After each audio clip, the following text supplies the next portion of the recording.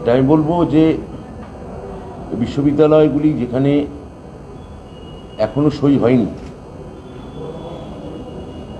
নির্দিষ্ট উপাচার্য আসার, সেখানে কার ইঙ্গিতে এগুলো হচ্ছে, যিনি ওই উপাচার্যকে বসিয়েছেন, যাতে আমরা উপাচার্য কেয়ারটেকার উপাচার্য বলছি না, তার কোনো দায় আছে কিনা সেটাও ভেবে দেখার আছে।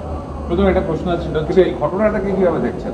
এই মানে যেভাবে তিনি বলছেন এটা নাটকের অংশ, কর্তৃপক্ষ বলছেন এটা তদন্ত হবে, এবং ক্লাসরুমের মধ্যে ফার্স্ট যেমন এটা আমার কাছে ব্যক্তিগতভাবে জিজ্ঞেস করেন, ব্যক্তিগত খুব জোরো এবং সেদো লেগেছে। আর যদি আমাকে প্রশাসনিকভাবে জিজ্ঞেস করেন, তাহলে আমি বলবো এটা ইউনিভার্সিটি অবশ্যই তারা যে সিদ্ধান্ত নেবেন সেটা তাদের ব্যাপার।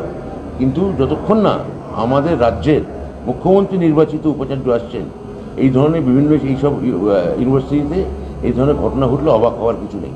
জোলো বলছেন, জোলো মানে এটা কি গুরুত্বহীন বলছেন? না না, এটা খুব মানে ছেদো বা জোলো মানে আমি বলতে চাইছি ব্যাপারটা রুচিসম্মত নয়।